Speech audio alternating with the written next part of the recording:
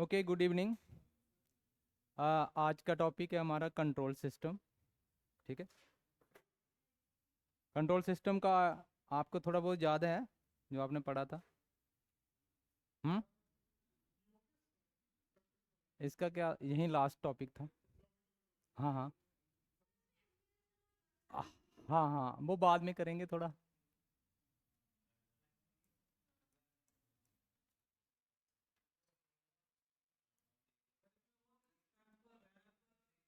हाँ हाँ हाँ। हाँ हाँ।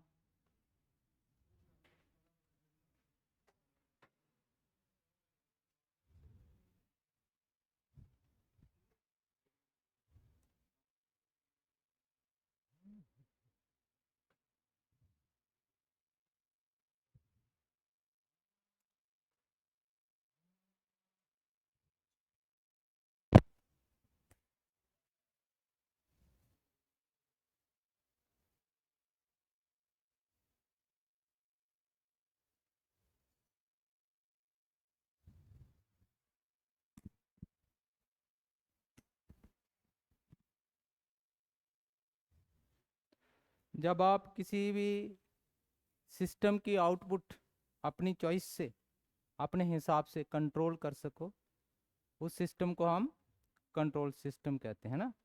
And the output will be your desired output. ठीक है ना। अभी देखो, ये सपोज हमारे पास कोई सिस्टम है। आपको पता है सिस्टम क्या होता है? सिस्टम एक ऐसी चीज है जिसके which is made up of number of elements, जिसमें एक्टिव पैसिव एलिमेंट्स सारे होते हैं। Where you will get a stable output. Output तो मिलेगी, लेकिन आउटपुट आपकी क्या होनी चाहिए? काम की होनी चाहिए। और जब आपकी आउटपुट काम की होती है, you can call it as stable output. ठीक है ना। अब आउटपुट ये अगर आपका सिस्टम है, इसमें एक इनपुट डाल देंगे और एक आउटपुट आपको मिल जाएगी। ठीक है। और जब आपको आउटपुट आपकी चॉइस की मिलेगी, है ना, तो वो कौन सा सिस्टम बन जाएगा? Control system. लेकिन आपको आउटपुट कैसे चाहिए, वैसे ही आपको इनपुट सेट करनी पड़ती है। तो your input will be your desired output. Input जैसा आप चाहते हो, जैसा आउटपुट आप चाहते हो, वैसा ही आपको इनपुट यहाँ सेट कर। तो अगर आपका डिजायर्ड आउटपुट जहाँ पर आपको मिल रहा है, तो वो आपका सिस्टम आपकी डिजायर के हिसाब से आउटपुट दे रहा है। और जहाँ पर जो आउटपुट मिल रही है, हम इसको कंट्रोल्ड आउटपुट भी कह सकते हैं। ठीक है ना। और कोई पूछे कि कंट्रोल्ड आउटपुट और डिजायर्ड आउटपुट में क्या डिफरेंस है? So desired output will be input signal or input function, whereas the controlled output is a output function of the system, right? So दूसरी चीज कि हमारे पास ये जो कंट्रोल सिस्टम है, ये दो तरह का होता है। एक होता है, मोटा मोटा पढ़ेंगे, ओपन लूप कंट्रोल सिस्टम। एक होता है क्लोज्ड लूप कंट्रोल सिस्टम। ठीक है। ओपन लूप और क्लोज लूप में क्या डिफरेंस रहता है? देयर इज नो फीडबैक, है ना। और you can say it is without feedback signal. हाँ। और जब आपको फीडबैक मिल जाता है, दिस इज विद फीडबैक। अभी बताएंगे।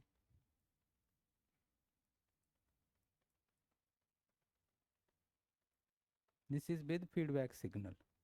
ठीक है। जिस भी सिस्टम में फीडबैक होता है, उस सिस्टम को हम क्लोज लूप कंट्रोल सिस्टम कहते हैं। और जिसमें फीडबैक नहीं है, वो आपका ओपन लूप कंट्रोल सिस्टम होता है।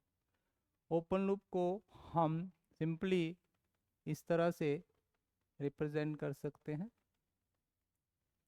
ठीक है, ये आपका इनपुट रहेगा और इनपुट जो है वो आपका यहाँ पर होगा, आउटपुट यहाँ पर होगा। ये आपका सिस्टम उस इनपुट को आउटपुट बनाने में कौन सा फैक्टर यूज़ करता है, किस तरह से उसको आउटपुट बनाता है, कितना कंट्रीब्यूट करता है, उस सारे सिस्टम को क्या बोलते हैं, उस सारी चीज़ को क्या बोलते हैं, transfer function. And we can denote the transfer function as G of S. ठीक है, तो इनपुट को जनरली हम आर से रिप्रेजेंट करते हैं, आउटपुट को सी से रिप्रेजेंट करते हैं। अगर ये एस डोमेन में होंगे तो आर एस, अगर टाइम डोमेन में होंगे तो R T, this is C T. ठीक है, S Laplace transform S domain में। ठीक है, तो यहाँ पर जितना भी आपको इनपुट मिल रहा है आपको उसके हिसाब से आउटपुट भी मिल रहा है, जितना आप इनपुट दे रहे हो उतना आउटपुट मिल रहा है। लेकिन आउटपुट का कोई भी कंपोनेंट इनपुट को फिर से वापस सप्लाई नहीं हो रहा है। ठीक है ना, जब हम आउटपुट को फिर से इनपुट के साथ नहीं जोड़ रहे हैं, मतलब हमारा जो आउटपुट है वो जैसा इनपुट होगा वैसा हमें आउटपुट मिल रहा है, लेकिन उस आउटपुट को और बेटर बनाने के लिए हम फिर से उस आउटपुट को इस इनपुट के साथ नहीं जोड़ रहे हैं, it means there is no feedback. तो such systems where there is no feedback, ये चीज़ हमारी नहीं होगी, हम इसको ओपन लूप कंट्रोल सिस्टम कह सकते हैं। ठीक है ना, ट्रांसफर फंक्शन जनरली क्या होता है, ratio of the Laplace transform of the output to the Laplace transform of the input. ठीक है, हमेशा C S by R S में होता है ट्रांसफर फंक्शन। ट्रांसफर फंक्शन क्या होता है कि it is basically the effect of the system in making the input or in making the desired output as a जो आपकी एक्चुअल आउटपुट है। ठीक है ना, तो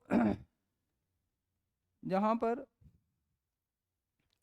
हमारा जो ट्रांसफर फंक्शन है वो जी ऑफ एस होगा जब हम इन दोनों का रेशियो लेंगे। ट्रांसफर फंक्शन हमेशा, ट्रांसफर फंक्शन को हम डिफाइन कर सकते हैं, it is a Laplace transform of the output variable divided by Laplace transform of input variable। ठीक है ना, तो ये हमारा ट्रांसफर फंक्शन हो जाता है। ट्रांसफर फंक्शन हमारे दो तीन तरह के होते हैं। एक ट्रांसफर फंक्शन होता है ओपन लूप ट्रांसफर फंक्शन, एक होता है transfer function of the feedback element, और एक होता है transfer function of the overall system, overall transfer function जिसको कहते हैं।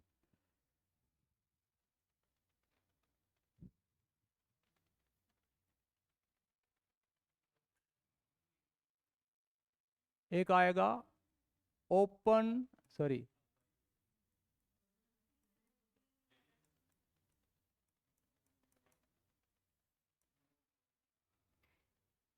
ओपन लूप ट्रांसफर फंक्शन को, हाँ हाँ 19 पे है, नहीं हो रहा है ना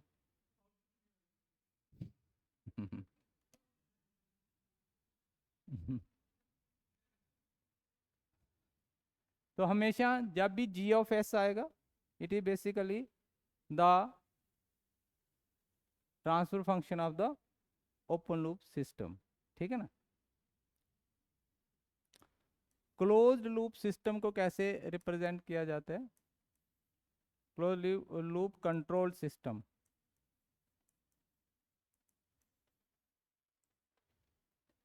इसमें क्या होता है कि एक हमारा फॉरवर्ड ट्रांसफर फंक्शन होता है जहाँ पर एक हमारा समिंग पॉइंट आता है, यहाँ पर एक फीडबैक सिस्टम होता है, इसको टेक ऑफ पॉइंट कहते हैं, इसको समिंग पॉइंट कहते हैं। यहाँ पर हम इनपुट इसको सप्लाई करेंगे, जो समिंग पॉइंट का आउटपुट होता है हम उसको एरर सिग्नल कहते हैं। और जहाँ पर ये जो आउटपुट है हमारा C ऑफ S, ये जहाँ पर फिर से एज अ फीडबैक इनपुट में आ रहा है और इसके साथ इसको जुड़ेगा, तो ये फिर से आगे फॉरवर्ड इस प्रोसेस से निकलेगा और हमारी आउटपुट को और बेटर बनाएगा। जैसे सपोज आपको ये जो AC है उसकी आउटपुट आपको 16 डिग्री सेल्सियस टेम्परेचर चाहिए और एट प्रेजेंट हमारे पास 25 डिग्री सेल्सियस टेम्परेचर है, ठीक है। सो ये जो सिस्टम है ये क्या करेगा, इस टेम्परेचर को, जब सिस्टम है इस टेम्परेचर को रिड्यूस करेगा, एकदम रिड्यूस नहीं होगा। क्या होगा कि सबसे पहले 25 से 24 बनेगा या 22 बनेगा। जब 22 है तो हमारा जो डिजायर्ड आउटपुट कितना था, 16 था, तो अभी 16 नहीं पहुंचा हुआ है, ठीक है। तो हम जहाँ पर इस टेम्परेचर को, इस सिग्नल को फिर से इस प्रोसेस, एक फीडबैक सिस्टम होता है उसमें से पास करेंगे और यहाँ पर आकर ये फिर से कंपेयर होगा। अभी 25 है यहाँ पर और उधर से कितना आ रहा है, 22 आ रहा है, ठीक है। तो 25 माइनस 22 को जब हम यहाँ पर सब्ट्रैक्ट करेंगे कितना आएगा, 3। इट मीन्स ये एरर सिग्नल इसको 3 का मिल रहा है, तो इसको इनपुट मिल रही है। ये मोटर जो है वो हमारी चल रही है और जब तक इसको इनपुट मिलेगी ये मोटर चलती रहेगी और हमारा कंप्रेसर काम करता रहेगा और यहाँ पर आके फिर से ये कूलिंग करेगा। जब कूलिंग करेगा तो टेम्परेचर और रिड्यूस होगा। अब 19 डिग्री सेल्सियस पहुंच गया, फिर से डिफरेंस लेगा, ठीक है ना। और नहीं, जहाँ से टेम्परेचर हमारा जो डिजायर्ड है, सॉरी जहाँ पर एक्चुअल, थोड़ा सा गलत हो गया, जहाँ पर जो एक्चुअल है वो आपको सेट करना है, ठीक है।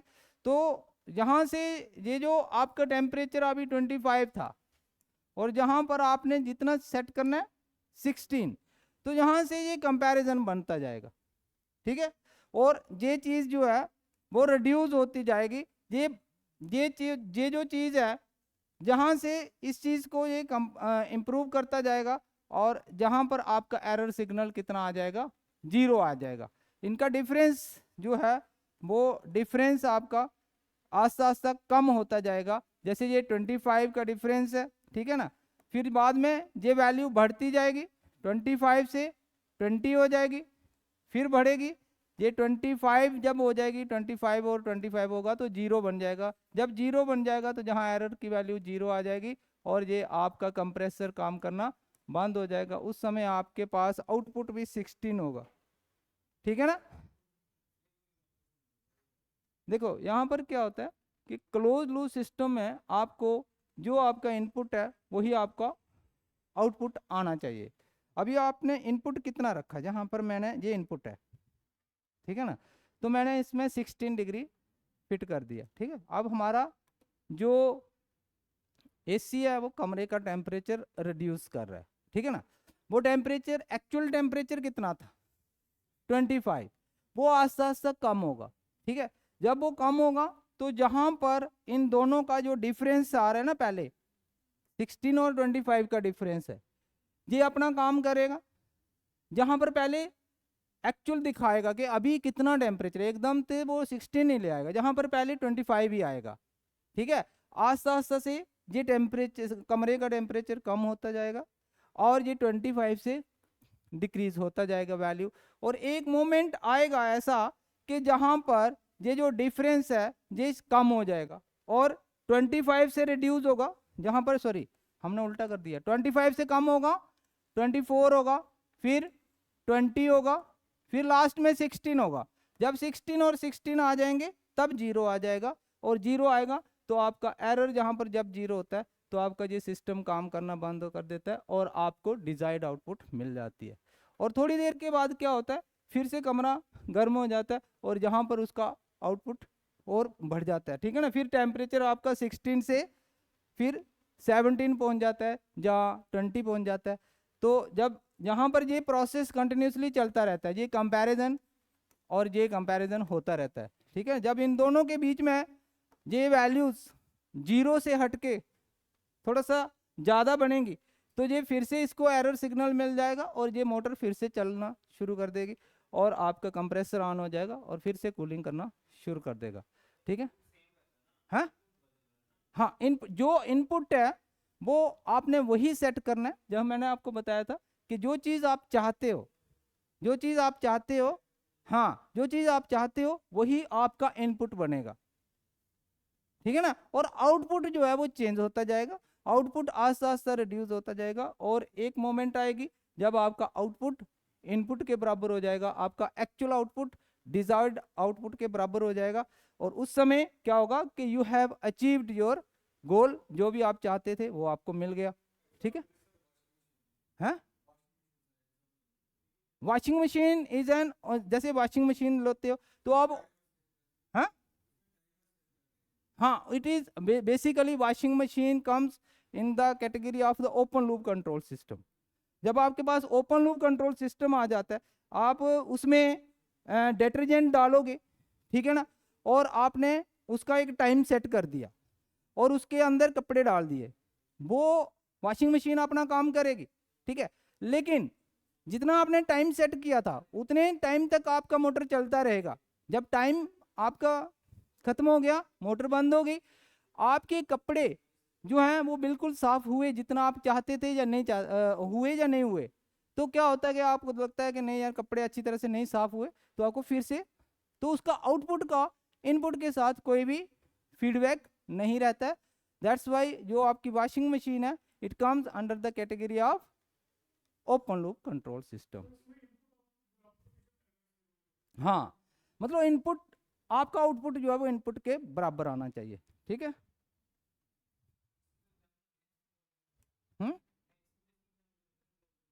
हाँ, क्लोज लूप सिस्टम में जैसे कि एक चीज मैं आपको बता रहा हूँ, जैसे हम गाड़ी चलाते हैं, ठीक है ना, तो हम क्या करते हैं उसमें अपनी स्पीड जो है वो अपने हिसाब से कंट्रोल करते हैं, ठीक है।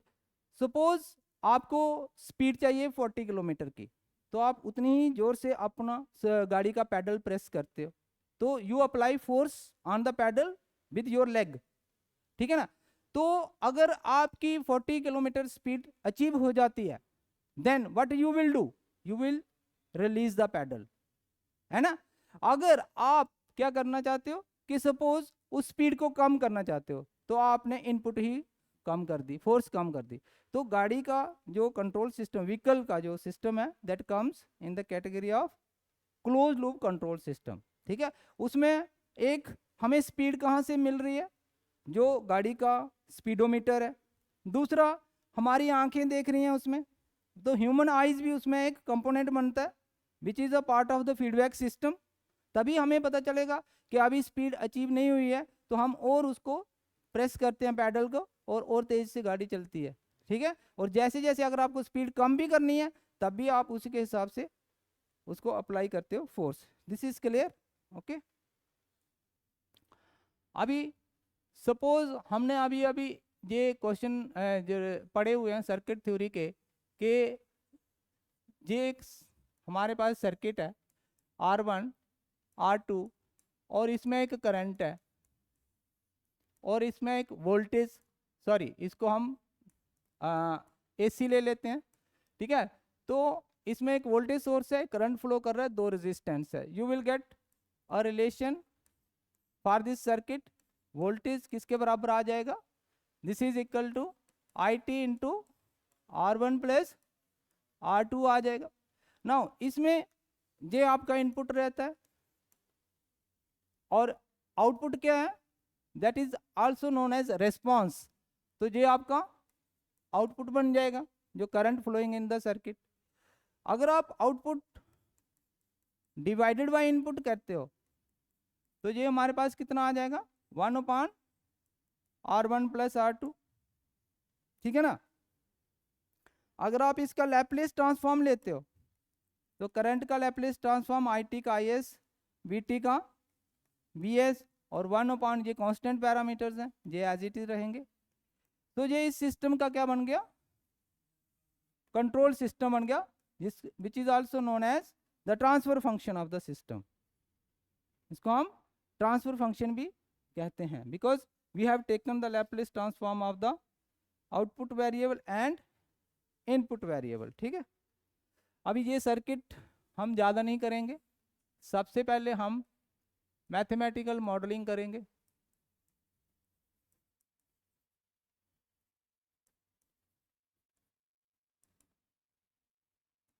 मैथमेटिकल मॉडलिंग में हमारे पास सबसे पहले 3-4 किस्म के सिस्टम रहते हैं। एक तो पहला इलेक्ट्रिकल सिस्टम होता है, जो कि आपने पढ़ लिया है ना। उसमें जब कोई रिलेशन लिखना होता है, आप क्या करते हो, उसमें केवीएल लगाते हो या केसीएल लगाते हो, you will get an equation for that circuit. ठीक है ना। तो जब आपने किसी भी सिस्टम को एक मैथमेटिकल इक्वेशन में कन्वर्ट कर दिया, that is known as mathematical modelling. ठीक है ना, मतलब उसका इनपुट आउटपुट जो है वो आप उस रिलेशन में ले आते हो। ठीक है। सो दूसरा सिस्टम होता है हमारे पास मैकेनिकल सिस्टम। मैकेनिकल सिस्टम हमारे दो तरह के होते हैं। एक आ जाएगा आपका ट्रांसलेशनल सिस्टम, एक होता है रोटेशनल सिस्टम। ठीक है ना। ट्रांसलेशनल में क्या होता है, आपके पास एक linear motion of the body रहता है, और यहाँ पर क्या होता है, body is moving motion about the fixed axis, मतलब ये एक रोटेटिंग मोशन होता है जिसमें रोटेशन प्रोड्यूस होती है। ठीक है। तो ये मैकेनिकल में आता है। उसके बाद आपके पास जैसे कि फ्लूइड सिस्टम हो गया आपका, है ना, हाइड्रोलिक सिस्टम हो गया। ठीक है। तो ये दो चीज़ें हमारे सिलेबस में नहीं है, हमें सिर्फ मैकेनिकल और इलेक्ट्रिकल को ही लेके चलना है। ठीक है। तो मैकेनिकल और इलेक्ट्रिकल सिस्टम के आपको मैथमेटिकल मॉडल बनाना आने चाहिए। ठीक है। एक हो गया ट्रांसलेशनल, ठीक है ना, स्पेलिंग है ना। और यहाँ पर आ गया रोटेशनल। ट्रांसलेशन जहाँ पर लीनियर मोशन होता है, जैसे कि गाड़ी चलती है, कार चल रही है रोड पर, है ना, तो अभी यहाँ पर है, थोड़ी देर के बाद वो किसी दूसरी जगह पर पहुँच जाएगी। लेकिन रोटेशनल सिस्टम होता है वो एक ही जगह पे घूमता रहता है। ठीक है। This is movement about the fixed axis only. ठीक है।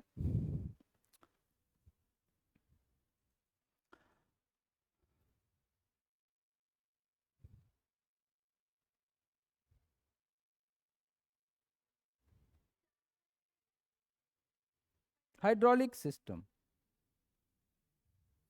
थर्मल सिस्टम आ जाता है जिसमें हीट वगैरह होती है। नहीं, वो तो नहीं आएंगे। एक तो आ गया ना फ्लूइड सिस्टम। ठीक है ना, जिसमें है, जिसको हम फ्लूइड वाले को एक और नाम देते हैं न्यूमेटिक। न्यूमेटिक सिस्टम क्या होता है, मतलब system in which there is a flow of fluid, जिसमें हम गाड़ियों में वो ऑयल वगैरह डालते हैं, है ना, तो फिर उससे जैक वगैरह से हम बड़े बड़े हैवी लोड्स उठाते हैं with the pressure of the oil. ठीक है। तो वो हमारा न्यूमेटिक सिस्टम रहता है। उसके बाद हाइड्रोलिक सिस्टम पानी के प्रेशर वाला सिस्टम, और थर्मल सिस्टम जिसमें हीट का प्रेशर रहता है। ठीक है ना। सो हमें तो सिर्फ एक इलेक्ट्रिकल करना है और एक मैकेनिकल। इलेक्ट्रिकल के सारे सर्किट हमने स्टडी किए हैं। ठीक है। अब उन्हीं सर्किट को हम मैकेनिकल में भी कन्वर्ट कर सकते हैं, मैकेनिकल वालों को इलेक्ट्रिकल में भी कर सकते हैं। पर जनरली हमारी अप्रोच क्या रहती है कि जब भी हमारे पास कोई मैकेनिकल सिस्टम होगा, हम उसका इक्वेशन लिखेंगे और उसकी इक्वेशन को इलेक्ट्रिकल पैरामीटर्स में कन्वर्ट कर देंगे, ताकि हमारे पास इलेक्ट्रिकल सिस्टम जो है उसको हम फर्दर एनालिसिस करके उसको कंप्यूटर के साथ लिंक कर सकते हैं। ठीक है ना। अदरवाइज जितने भी हमारे पास मैकेनिकल सिस्टम्स हैं हर एक मैकेनिकल सिस्टम को जब आपने किसी कंट्रोल सिस्टम के साथ लिंक करना है तो कंट्रोल सिस्टम में ज़्यादा से ज़्यादा जो कनेक्टिविटी या एक्सेसिबिलिटी रहती है वो हमारे इलेक्ट्रिकल सिस्टम की रहती है। तो हमारे जितने भी इक्वेशंस मैकेनिकल सिस्टम में बनेंगे हम उन सभी इक्वेशंस को इलेक्ट्रिकल सिस्टम में कन्वर्ट करेंगे। ठीक है, तो फर्स्ट ऑफ ऑल यही हम यहाँ से स्टार्ट करते हैं। मैकेनिकल सिस्टम में जैसे इलेक्ट्रिकल सिस्टम में हमारे पास 3 तरह के एलिमेंट्स होते हैं। इलेक्ट्रिकल में हमारे पास 3 तरह के एलिमेंट होते हैं। कौन कौन से हैं? इलेक्ट्रिकल सिस्टम में हमारे पास 3 एलिमेंट्स होते हैं। एक होता है आर, एल और सी होता है ना। ऐसे ही मैकेनिकल सिस्टम में भी हमारे पास 3 तरह के एलिमेंट होते हैं, है ना। एक को बोलते हैं एम बी, या फिर हम इसको डी भी कहते हैं, और एक के होता है, इसको बोलते हैं मास, मास ऑफ द बॉडी। ठीक है ना। इसको बोलते हैं डैम्पर, या फिर हम इसको फ्रिक्शन भी बोलते हैं। ठीक है, और तीसरा आ गया स्प्रिंग। जो स्प्रिंग किसी भी मैकेनिकल सिस्टम में आप देखोगे, एक तो बॉडी का जो गाड़ी है या कोई भी व्हीकल है उसका मास एक पैरामीटर लिया जाता है किसी भी मैकेनिकल सिस्टम को मैथमेटिकल इक्वेशन में कन्वर्ट करने के लिए, उसका मास जो है वो एक काम आता है। दूसरा उसका फ्रिक्शन कंपोनेंट, कई जगह पर फ्रिक्शन जो है वो हमारे लिए एक अपोजिंग फोर्स बनती है, और कई बार जगह पर हम इंटेंशनली फ्रिक्शन प्रोड्यूस करते हैं ताकि सिस्टम को और स्मूथ बनाया जाए। और स्प्रिंग मतलब किस तरह से आपका जो फोर्स है वो एक एक एक पॉइंट से दूसरे पॉइंट पे ट्रांसफर हो रही है। तो हर एक जैसे शॉक ऑब्जॉर्वर्स होते हैं हमारे पास, है ना, तो स्प्रिंग की शेप में हमने उनको बनाया होता है। ठीक है, तो ये भी एक हमारे पास कंपोनेंट रहता है मैकेनिकल सिस्टम को मॉडल करने के लिए। ठीक है, सबसे पहले हम मास का रिलेशन लिखेंगे। अभी आपको पता है कि मास ऑफ द बॉडी जो है वो एक फोर्स प्रोड्यूस करता है। जैसे हम इस दीवार के साथ टक्कर लगाएंगे तो जितनी जोर से टक्कर लगाएंगे हमें उतना ही ज़्यादा दर्द होगा, अगर आस्ते से लगाएंगे तो आस्ते कम दर्द होगा, है ना। एक इसमें क्या होता है कि हमने Newton second law of motion पढ़ा था कि force is equal to mass into acceleration पढ़ा था, है ना, पढ़ा था ना। तो मास तो मास वाला तो कंपोनेंट कांस्टेंट होता है, एक्सेलरेशन हमारी चेंज हो सकती है। अभी एक्सेलरेशन को हम rate of change of velocity भी कहते हैं। तो ये वाला हमारा कंपोनेंट बन जाएगा M D V upon D T बन जाएगा। ये वी जो है वो एक वेरिएबल है, ये क्या है, वेरिएबल्स हैं। और वेलोसिटी भी जो है हमारी क्या होती है, rate of change of displacement रहती है। तो यहाँ पर हम क्या लिखेंगे, mass into D Y D T into D X T upon D T. ठीक है, तो ये बन जाएगा M D square X T upon D T square. तो ये एक हमारे पास इसको बोलते हैं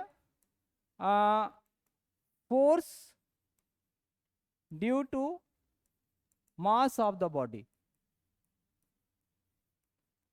ठीक है ना। तो ये एक रिलेशन आपने याद रखना है कि force is equal to M times D square X upon D T square. ये एक हमारे पास फोर्स बनेगी। ये फोर्स हमारे सिस्टम को, मोशन को क्या करेगी, अपोज करेगी। It will act as an opposing force, मतलब हमारे मोशन को आगे बढ़ने से एक रुकावट बनेगी। ठीक है ना। सेकंड कंपोनेंट क्या होता है, अच्छा ये वाला जो है, ये जो मास है ये एक कांस्टेंट पैरामीटर है, ये कभी चेंज नहीं होता है। ठीक है ना, ये कभी भी चेंज नहीं होता है। और मास जो है it is a component which is never going to change the displacement of the body, है ना। तो हाँ, आप इसमें ये भी ऐड कर लो, mass is never going to change the displacement of the body, displacement of the system भी बोल सकते हो आप, ठीक है। मास से कोई भी डिस्प्लेसमेंट चेंज नहीं होती है, ठीक है ना। डिस्प्लेसमेंट जितनी है मास के ऊपर, एक जगह पर अगर m मास है तो उसमें अगर आपके पास x1 डिस्प्लेसमेंट है तो उसके x1 ही रहेगी, वो मास जो है वो उस डिस्प्लेसमेंट को चेंज नहीं करेगा, ठीक है। दूसरा इसमें आ जाता है आपके पास डैम्पर। डैम्पर एक क्या होता है कि सपोज आपके पास एक सिलेंडर है और एक पिस्टन है, इसको क्या बोलते हैं, डैम्पर। इसको डैशपॉट भी बोलते हैं, इसको डैशपॉट भी बोल सकते हैं, या फिर हम इसको डैम्पर भी बोलते हैं, है ना, डैम्पर। तो इसके अंदर एक विस्कस फोर्स ऑफ फ्रिक्शन होती है। ये जो सिलेंडर है, ये बाहर वाली चीज जो है ये एक सिलेंडर है, और उसके अंदर ये जो चीज है ये एक पिस्टन है, और पिस्टन और सिलेंडर के बीच में क्या भरा रहता है, ऑयल भरा रहता है ना। तो ऑयल की एक coefficient of viscosity, viscous force होता है, कोफिशिएंट ऑफ विस्कोसिटी को हम बी से रिप्रेजेंट करते हैं, या फिर डी से रिप्रेजेंट करते हैं, ठीक है। अभी सपोज इसका एक एंड फिक्स है, एक एंड हमारा इसका क्या है, फिक्स है, और दूसरे एंड पे हम क्या लगा रहे हैं, इसको खींच रहे हैं, एक फोर्स लगा रहे हैं, तो डेफिनेटली ये खींचेगा। जब ये खींचेगा तो इसके इस एंड पे इस जिस डायरेक्शन में फोर्स लगती है, जिस डायरेक्शन में फोर्स लगती है उसी डायरेक्शन में एक डिस्प्लेसमेंट प्रोड्यूस होगी। Let the displacement produced in this piston is xt, ठीक है ना। नाउ ये जो डैम्पर है, ये जो डैशपॉट है, ये जो सिलेंडर है, उसका एक एंड जो है उसको उसकी तरफ हम फोर्स लगा रहे हैं, तो दूसरा एंड क्या है, फिक्स है, दूसरा एंड फिक्स है ना। सो इसमें एक ही डिस्प्लेसमेंट प्रोड्यूस होगी, इसमें एक ही डिस्प्लेसमेंट प्रोड्यूस होगी, ठीक है। अभी ये जो हमारे पास जहां फोर्स हम लगाएंगे, और फोर्स जो है वो directly proportional to the velocity of the dashpot रहती है, और इस फोर्स को, इस प्रोपोर्शनैलिटी साइन को हम इक्वल टू से रिप्लेस करेंगे, एक कांस्टेंट आएगा जिसको हम v बोलेंगे, तो it will become v times bt। और आपको पता है कि bt को हम किससे रिप्रेजेंट करते हैं, bt को हम dy/dt ऑफ xt भी लिख सकते हैं, है ना, x ऑफ t भी लिख सकते हैं, ठीक है। तो ये force is equal to, applied force is equal to v times dy/dt of xt। ये एक रिलेशन बन जाता है, ये एक फोर्स और अपोजिंग फोर्स, ये हमारी अप्लाइड फोर्स होती है और ये अपोजिंग फोर्स होती है, इन दोनों के बीच में एक रिलेशनशिप एस्टेब्लिश हो जाता है। This equation also will be helpful in writing the mathematical model of the mechanical system. अगर हमारे पास डैम्पर है, डैम्पर के दोनों एंड अगर आपके पास फ्री टू मूव है, सपोज एक डैम्पर इस तरह से है, वो इस साइड भी खुल सकता है, उस साइड भी खुल सकता है ना, दोनों साइड से उसका मूवमेंट हो सकता है। जैसे कि इसको तो एक साइड से हमने फिक्स कर दिया था ना, अगर बीच में कहीं डैम्पर लगा होगा तो उसके दोनों एंड फ्री टू मूव होते हैं, तो जब हम किसी एक एंड पे फोर्स लगाएंगे तो इस डैम्पर की इस साइड क्या होगी, एक डिस्प्लेसमेंट प्रोड्यूस होगी। तो अगर इसकी एक साइड डिस्प्लेसमेंट प्रोड्यूस हो रही है तो इस साइड जो डिस्प्लेसमेंट क्या होगी, x1। अब इस पॉइंट पे डिस्प्लेसमेंट x1 है, तो इस साइड भी डिस्प्लेसमेंट एक प्रोड्यूस होगी जिसका नाम होगा x2। तो उस केस में हमारे पास ये फोर्स का रिलेशन कितना बन जाता है, it is v times dy/dt of, अब नेट डिस्प्लेसमेंट क्या होगी, जो भी डिस्प्लेसमेंट फोर्स के नजदीक होती है वो ज्यादा होती है, और जो डिस्प्लेसमेंट फोर्स से दूर होती जाती है उसका वैल्यू कम हो जाता है। तो हमेशा ज्यादा वाली वैल्यू में से छोटी वाली वैल्यू को माइनस किया जाएगा। तो ये वाला आपका रिलेशन तब बनेगा जब किसी भी डैम्पर का, किसी भी ये पिस्टन एंड सिलेंडर का ये दोनों एंड जो है वो फ्री टू मूव रहते हैं, ठीक है। अभी देखो लास्ट वाला कंपोनेंट क्या रहा हमारा, स्प्रिंग। एक मिनट, हाँ हाँ मैं पीछे करूंगा, पीछे वाला, हाँ जी।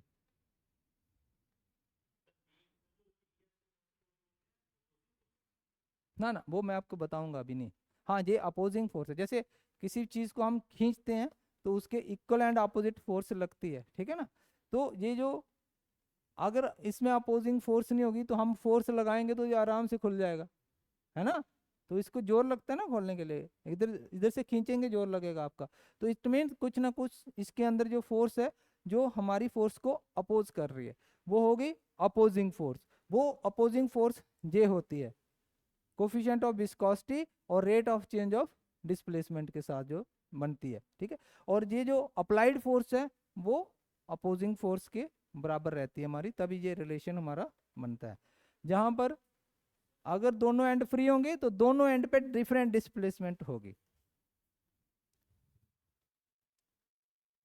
ये लिखा, हाँ बड़ी वाली में से छोटी वाली को माइनस कर दिया। हाँ बिकॉज ये पार्ट जो है वो आगे किसी दूसरी जगह पर कनेक्टेड है। तो जब फोर्स इस डैम्पर में से जब फोर्स इधर लगाओगे ना तो वो फोर्स यहां से आगे ट्रांसफर होती जाएगी। जो इसकी अपोजिंग फोर्स है वो आगे वाले कंपोनेंट के लिए अप्लाइड फोर्स बन जाएगी, ठीक है ना। लेकिन फोर्स का वैल्यू कम होता जाएगा आगे, ठीक है। और जैसे फोर्स यहां से ट्रांसफर होती है चाहे वो स्प्रिंग हो या वो डैम्पर हो, जैसे फोर्स उसमें से ट्रांसफर होगी वो क्या करेगा डिस्प्लेसमेंट को चेंज कर देगा। ये दो ऐसे कंपोनेंट्स हैं जो अगर इधर डिस्प्लेसमेंट एक्स है तो दूसरी साइड डिस्प्लेसमेंट आपको चेंज करनी ही पड़ेगी, दूसरी साइड आप x2 ले लोगे, ठीक है, प्रोवाइडेड उसका दूसरा एंड फ्री होना चाहिए, ठीक है। Next one is your spring. तो स्प्रिंग आपको पता है इस तरह से बनाया जाता है, ठीक है। अगर स्प्रिंग का भी यही है कि अगर उसका एक एंड फिक्स रहता है और दूसरे एंड पे हम कोई फोर्स लगाते हैं तो ये जिस साइड हम फोर्स लगाएंगे उसी साइड डिस्प्लेसमेंट प्रोड्यूस हो जाएगी और ये स्प्रिंग खींचना शुरू हो जाएगा। इस स्प्रिंग की जो लेंथ है वो थोड़ी सी बढ़ जाएगी, ठीक है ना। और इसमें इतना सारा ये चेंज इन लेंथ आया जिसको हम डिस्प्लेसमेंट कह सकते हैं। तो यहाँ पर फोर्स और डिस्प्लेसमेंट का जो रिलेशन है this is directly proportional to x of t, और you can write f t is equal to k times x of t, where k is known as spring constant, spring constant, ठीक है। और इस ये k into x T है इसको हम क्या बोलते हैं अपोजिंग फोर्स, जो कि हमारी रीस्टोरिंग फोर्स भी होती है। रीस्टोरिंग फोर्स मतलब कि आप स्प्रिंग जो है वो अपनी ओरिजिनल पोजीशन पे जाने के लिए ये फोर्स अप्लाई कर रहा है ताकि ये अपनी ओरिजिनल पोजीशन रिस्टोर कर सके, ठीक है। अगर स्प्रिंग के दोनों एंड फ्री होंगे, अगर आप के स्प्रिंग के दोनों एंड फ्री हैं तो इधर डिस्प्लेसमेंट एक्स होगी तो दूसरे साइड डिस्प्लेसमेंट चेंज हो जाएगी, ठीक है। उसका स्प्रिंग कांस्टेंट क्या होगा, रिलेशन आपके पास बन जाएगा k times x1 minus x2। जो फोर्स जो डिस्प्लेसमेंट फोर्स के नज़दीक है अप्लाइड फोर्स के नज़दीक है वो वाली डिस्प्लेसमेंट ज़्यादा होगी, वो बड़ी वैल्यू होगी, और जो दूसरी होगी वो उससे थोड़ी सी कम होगी, ठीक है ना। तो ये भी एक रिलेशन है जो कि हमारे लिए हेल्पफुल होगा in writing the mathematical model, ठीक है ना। जैसे हमने 6 रिलेशन लिखे थे, पहला क्या लिखा था V T is equal to R into I T, जहां पर भी तो रिलेशन लिखे थे ना हमने, वैसे ही उधर रिलेशन है। अगर हम आई टी का लिखेंगे तो ये बन जाएगा वी टी अपॉन आर। इसी तरह से एल के लिए भी लिखा था, एल के लिए लिखा था ना हमने, वहां पर क्या था V T is equal to L D I T upon D T था। और तीसरा क्या था कैपेसिटर के लिए इट इज सी, कौन सा था सी सॉरी करंट था, इसमें current is equal to C times D square Q T upon D T square. तो वैसे ही वहां पर है, जहां पर जे वाला स्क्वायर वाला हमारे पास मास के केस में आया, सिंपल डेरिवेशन वाला आपके डैम्पर के केस में आया, और जे सिंपल विदाउट डेरिवेटिव आपका स्प्रिंग कांस्टेंट वाला आ गया। इसके बिल्कुल सेम जहां पर भी रिलेशन आपको मिल रहे हैं।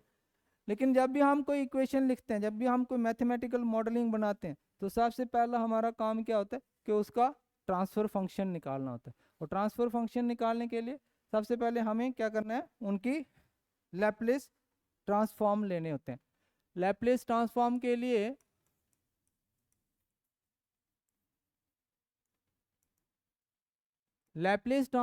लिए अभी मैं आपको बताता हूँ, कोई भी हमारे पास फंक्शन है, ठीक है, जब हम उसका लैप्लेस ट्रांसफॉर्म लिखते हैं तो उसको फंक्शन को इस ब्रैकेट के अंदर रख के उसके बाहर एक लैप्लेस का सिंबल लगा देते हैं, ठीक है ना। अब इसका इक्वेशन क्या होता है, it is zero to infinity, ये आ जाएगा F of T multiply by E raise to power minus S T into D T, ठीक है ना, सॉरी हाँ डी एस करना होता है इसको। तो आपके पास ये किसके बराबर आ जाएगा, this comes out to be, ये एक बहुत बड़ा रिलेशन सिंप्लीफाई करके, जिस तरह से भी आपका फंक्शन होगा उसको सिंप्लीफाई करके इंटीग्रेट करके उसमें लिमिट डाल के जो वैल्यू आएगी, जो भी वैल्यू आएगी, एंड एट द एंड हमारे पास जो भी फंक्शन है उसका Laplace transform F of S रहेगा, ठीक है ना।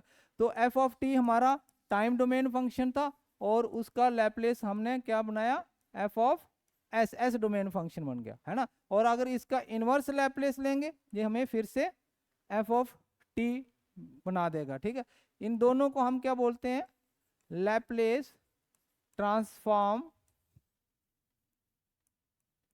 पेयर, ठीक है, इनको बोलते हैं लैप्लेस ट्रांसफॉर्म पेयर। मतलब कि टाइम डोमेन वाला फंक्शन जो है एस डोमेन में कन्वर्ट हो सकता है by applying the Laplace transform, और अगर हम इनवर्स लैप्लेस ट्रांसफॉर्म करेंगे, जहां पर लैप्लेस ट्रांसफॉर्म लगाया तो एफ टी से एफ एस बन गया, और इनवर्स लैप्लेस ट्रांसफॉर्म लगाएंगे तो एफ एस से एफ टी बन जाएगा, ठीक है ना। ये दोनों चेंज हो सकते हैं, तो इसलिए ये एक पेयर बन गया जिसको हम बोलते हैं लैप्लेस ट्रांसफॉर्म पेयर, जहां पर हमारे पास बहुत सारे फंक्शंस हैं जिनका हम लैप्लेस टाइम डोमेन और लैप्लेस ट्रांसफॉर्म ये ले सकते हैं। सबसे पहला हमारा कांस्टेंट फंक्शन होता है के, और किसी भी के का जब हम कांस्टेंट का जब हम लैप्लेस ट्रांसफॉर्म लेते हैं तो के बाई एस हो जाता है। के इज एनी कांस्टेंट, सपोज आपके पास 5 है, जब आप उसका लैप्लेस ट्रांसफॉर्म लोगे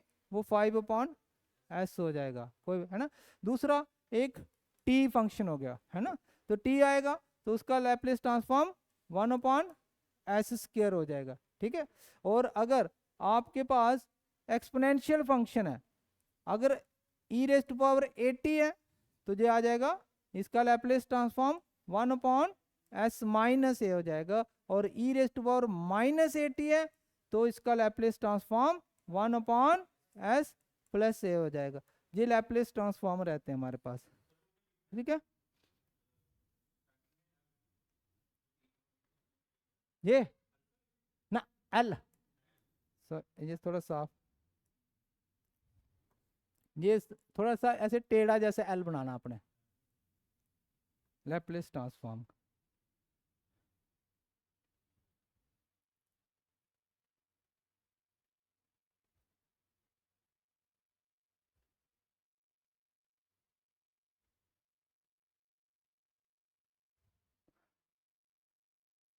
अगर किसी भी फंक्शन को डिफरेंशिएट किया जाए और फिर उसका लैप्लेस ट्रांसफॉर्म निकाला जाए तो वो किसके बराबर होगा, S times F of s.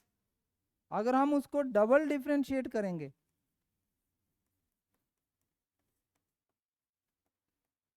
और फिर उसका लैप्लेस ट्रांसफॉर्म निकालेंगे तो वो किसके बराबर हो जाएगा, S square F of S के बराबर हो जाएगा, ठीक है ना, ये याद रखना।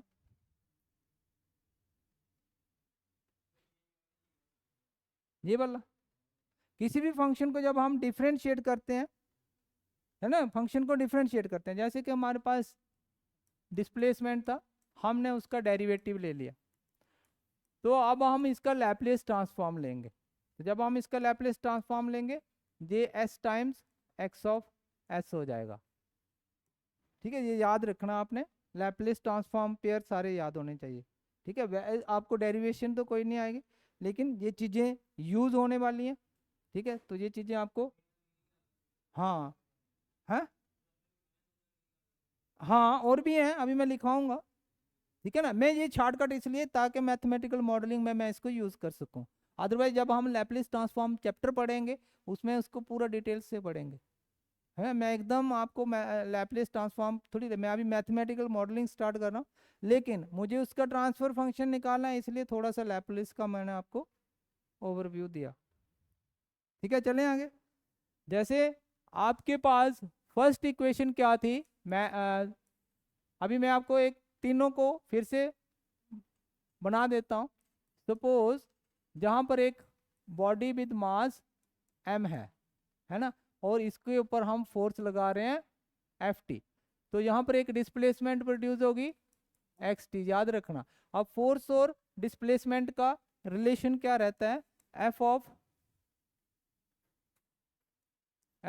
t is equal to m d square xt upon dt square होता है ना। अब मैं अगर इसका लैप्लेस ट्रांसफॉर्म ले लूंगा, टेकिंग इट्स लैप्लेस ट्रांसफॉर्म, तो ft का लैप्लेस ट्रांसफॉर्म क्या हो गया, fs, m कांस्टेंट रहेगा, इसका Laplace s square x of s हो जाता है, ठीक है ना, x ऑफ s हो जाता है, ठीक है। तो मैं इसको s square m into x of s भी लिख सकता हूँ।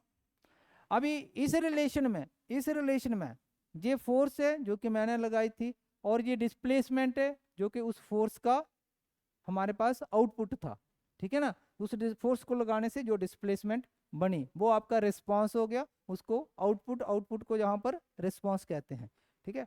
तो ये आउटपुट है, ये इनपुट है, ये आउटपुट है, ये इनपुट है, दोनों का रेशो लूंगा तो ये क्या बन जाएगा मेरे पास, ये बन जाएगा 1/s²m, ये उसका ट्रांसफर फंक्शन बन जाएगा। इसको क्या बोलते हैं, ट्रांसफर फंक्शन। तो किसी भी मास का ट्रांसफर फंक्शन क्या होता है, 1/s² into M, mass of body या बॉडी ऑफ मास m आएगा, उसका ट्रांसफर फंक्शन इसके बराबर आ जाएगा। इसी तरह से सेकंड जो था आपका डैम्पर था,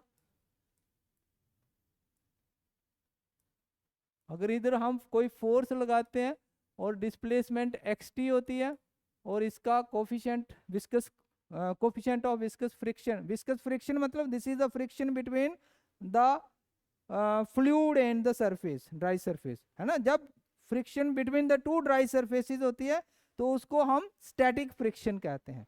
स्टैटिक फ्रिक्शन कहाँ पर प्रोड्यूस होती है, जब ये रोड है और रोड के ऊपर कोई गाड़ी चल रही है और गाड़ी के दो टायर हैं, तो टायर और रोड के बीच में जो फ्रिक्शन प्रोड्यूस हो रही है that is a friction between the two dry surfaces. उस फ्रिक्शन को हम स्टैटिक फ्रिक्शन कहते हैं, उसको स्मॉल f से रिप्रेजेंट किया जाता है।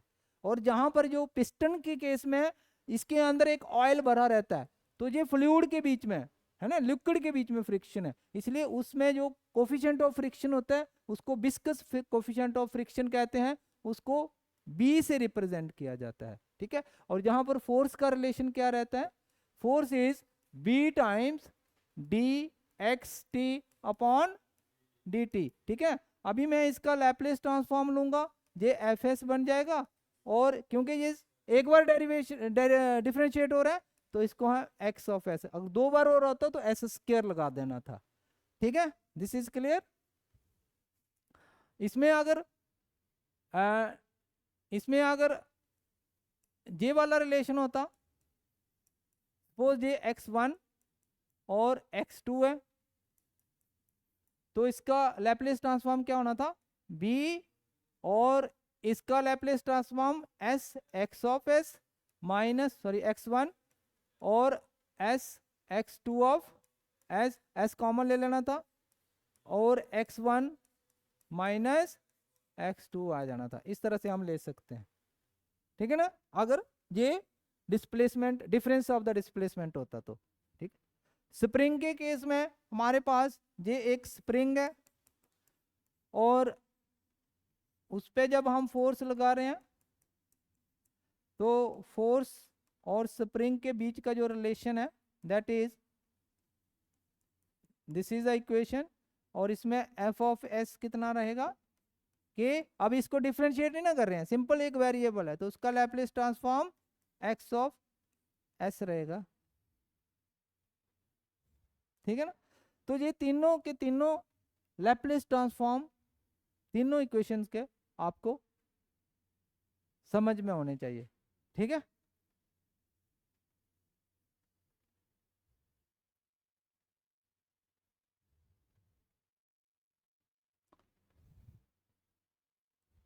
एक क्वेश्चन ले लेते हैं।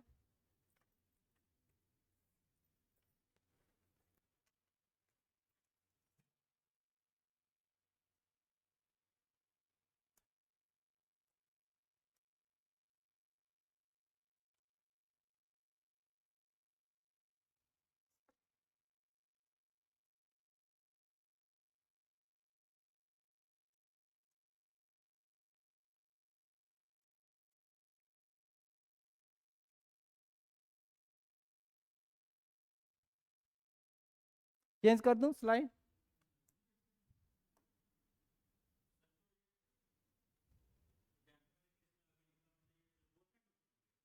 हाँ, ये तब है जब आपका डैम्पर दोनों साइड से मूव कर सकता है। यहाँ पर डिस्प्लेसमेंट x1 होगी, यहाँ पर x2 होगी।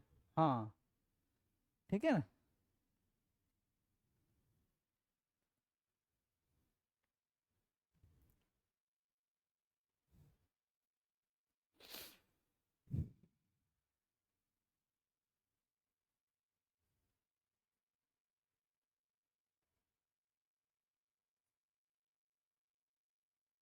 करें चेंज।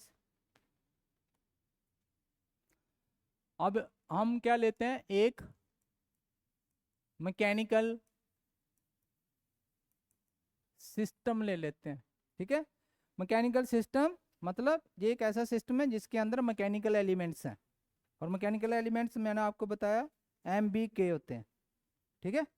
सो मैकेनिकल सिस्टम को इस तरह से जोड़ेंगे, एक साइड आप बी लगा दोगे, एक साइड के लगा दोगे, और इसको एक मास के साथ कनेक्ट कर दोगे, और जहाँ पर आपने फोर्स लगा दी, ठीक है।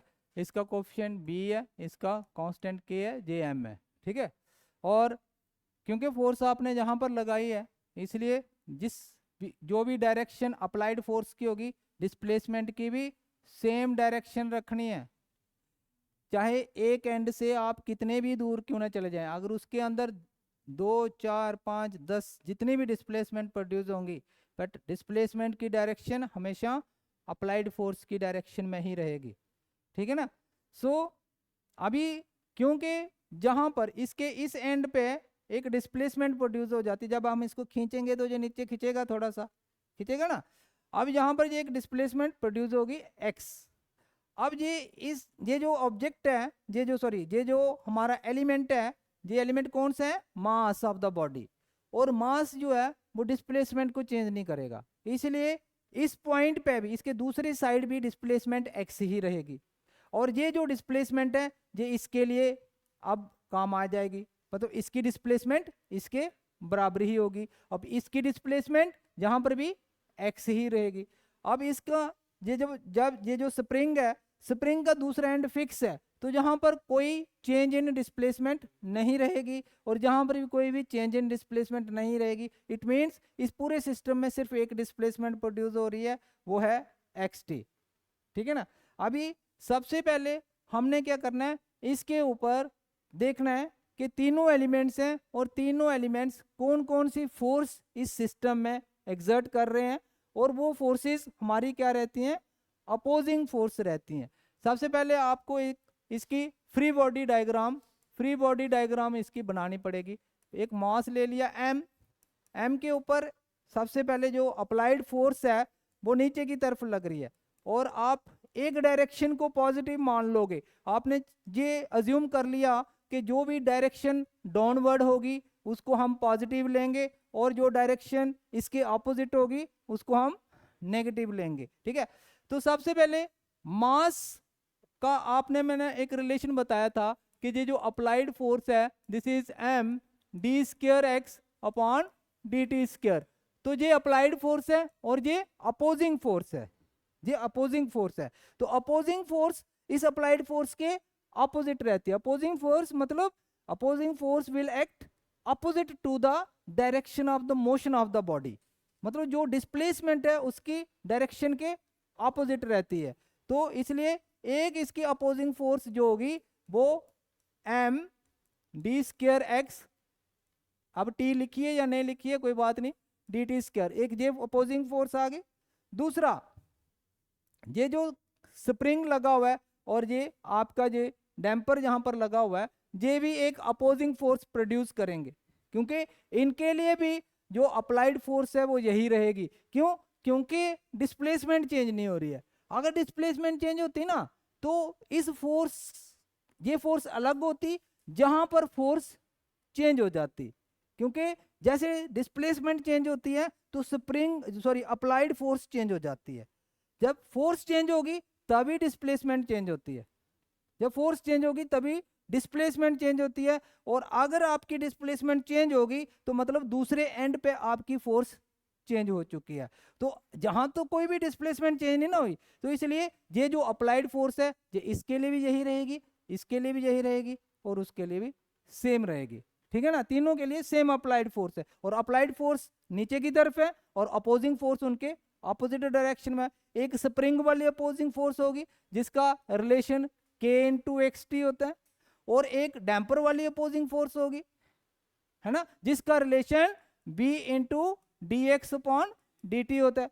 तीन फोर्सेस ऊपर की तरफ लग रही हैं, एक फोर्स नीचे की तरफ लग रही है।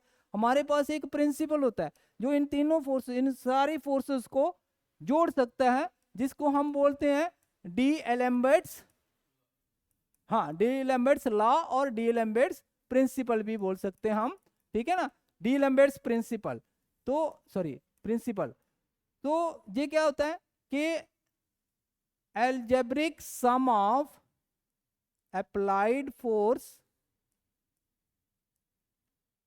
Is equal to algebraic sum of opposing forces. ठीक है ना, अगर हम इज इक्वल टू लगा रहे हैं तो एल्जेब्रिक सम नहीं आएगा, प्लस कर देते हैं यहां पर, है ना, इज इक्वल टू 0। जैसे केवीएल होता है, केवीएल क्या था हमारे पास, केवीएल क्या था कि sum algebraic sum of all the EMFs plus algebraic sum of all the IR drops is equal to 0। ये भी सेम, ये आपका अप्लाइड फोर्स आएगा, एक फोर्स लग रही है या एक से ज्यादा लग रही है, सेम डायरेक्शन में लग रही है या अपोजिट डायरेक्शन में लग रही है, उनका एल्जेब्रिक सम लेना है। एल्जेब्रिक सम मतलब उनका पॉजिटिव और नेगेटिव देख के, ठीक है। प्लस अपोजिंग फोर्स एक है या एक से ज्यादा है, उनका भी आपने एल्जेब्रिक सम लेना है। कई अपोजिंग फोर्स की डायरेक्शन ऊपर की तरफ होगी, कई अपोजिंग फोर्स की डायरेक्शन नीचे की तरफ होगी, ठीक है ना। तो इन दोनों का सम करेंगे, that should be equal to 0। This is known as d'Alembert's principle. इस प्रिंसिपल के अकॉर्डिंग हम इन फोर्सेस को रिलेट करेंगे। जैसे केवीएल से हम एक इक्वेशन बनाते थे, जहां पर डी-एलेम्बर्ट से हमने एक इक्वेशन बनानी है, तो इक्वेशन तो आपकी बन गई, this applied force should be equal to sum of this three opposing forces. तो आपके पास इक्वेशन क्या बन जाएगी, F of T is equal to M D square X upon D T square plus D X upon D T plus K into X. ये आपकी एक mathematical equation, this becomes the mathematical model of this mechanical system. ये एक equation बन गई, उस equation को हम क्या बोलेंगे, मैथमेटिकल मॉडल, ठीक है ना। अब ये मैथमेटिकल मॉडल जो है उसमें जितने भी एलिमेंट्स है वो हमारे मैकेनिकल एलिमेंट्स हैं। कंट्रोल सिस्टम एक इलेक्ट्रॉनिक सेट ऑफ सिस्टम्स होता है ना, तो उसके लिए हमने क्या करना होता है कि इसका इक्विवेलेंट इलेक्ट्रिकल बनाना होता है, इसका इक्विवेलेंट इलेक्ट्रिकल बनाना होता है सिस्टम। इसलिए हम इस इक्वेशन को इलेक्ट्रिकल इक्वेशन में कन्वर्ट करेंगे, जिसको हम बोलेंगे कि we have to write the analogous elements of these elements, electrical analogous of these elements, ठीक है, वो बाद में करेंगे। बट फर्स्ट ऑफ ऑल अगर आपके पास एक इक्वेशन आ जाती है तो सेकंड स्टेप क्या रहता है कि आपने उस इक्वेशन का लैप्लेस ट्रांसफॉर्म लेना है, ठीक है। तो अगर मैं इसका लैप्लेस ट्रांसफॉर्म लूंगा तो नेक्स्ट पेज पे चलें। हाँ ठीक है, ये सिस्टम आपको समझ आ रहा है? अच्छा, ये तो क्लियर है ना? हाँ, डिस्प्लेसमेंट पता क्या होता है, जब भी कोई फोर्स जो है ना स्प्रिंग से पास करेगी और स्प्रिंग का दूसरा एंड फ्री होगा तो डिस्प्लेसमेंट चेंज होती है। अगर स्प्रिंग का दूसरा एंड फिक्स है, जिस ये एक फिक्स्ड सपोर्ट है, इसको हम बोलते हैं फिक्स सपोर्ट, ठीक है ना। तो क्योंकि इस दूसरा एंड फिक्स है इसलिए डिस्प्लेसमेंट चेंज नहीं होती। आप देख लेना, एक साइड आप स्प्रिंग को किसी साथ बांध दो और दूसरा एंड उसको खींचो तो उसका एक ही एंड खींचेगा, लेकिन अगर उसके दोनों एंड फ्री होंगे और आप किसी उस स्प्रिंग को किसी सिस्टम के बीच में लगाया हुआ है और फोर्स एक साइड लगेगी ना, आप देखना दोनों साइड उसका एक्सपेंशन होगा, ठीक है ना। अदरवाइज एक ही साइड होता है। हाँ, ये डिस्प्लेसमेंट है वही यहाँ पर रहेगी, वही यहाँ पर रहेगी जहां पर भी एक्स टी है। क्यों? क्योंकि ये जो मास है it is never going to change the displacement. Mass से कभी भी डिस्प्लेसमेंट चेंज नहीं होगी, जहां जहां मास लगा हुआ डिस्प्लेसमेंट को चेंज नहीं करना है आपने, ठीक है। अभी ये इक्वेशन है, नेक्स्ट हम क्या करेंगे, इसका लैप्लेस ट्रांसफॉर्म लेंगे। सो हमारे पास इक्वेशन थी, it is M D square X upon D T square plus B D X upon D T plus K X. तो टेकिंग इट्स लैप्लेस ट्रांसफॉर्म, अभी मैंने आपको बताया इसका लैप्लेस ट्रांसफॉर्म एफ एस रहेगा, इसका M s square x of s, इसका B s x of s और उसका k into x of s. Laplace को कैपिटल लेटर से रिप्रेजेंट करना है ना। फंक्शन जो है वो आपका स्मॉल लेटर से भी हो सकता है, लेकिन लैप्लेस ट्रांसफॉर्म हमेशा कैपिटल लेटर से रहेगा। अभी यहां पर हम x कॉमन ले सकते हैं, x को हमने कॉमन ले लिया। अभी आपको पता है कि ये जो x है ये आपका आउटपुट वेरिएबल है और ये जो है ये आपका इनपुट वेरिएबल है। तो लैप्लेस ट्रांसफॉर्म हमेशा आउटपुट को न्यूमरेटर में रखना है और इनपुट को डिनोमिनेटर में रखना है। आपके पास ये इक्वेशन आ जाएगी, आपको ये इक्वेशन आ जाएगी। जब भी आपके पास कोई लैप्लेस ट्रांसफॉर्म में इक्वेशन बनती है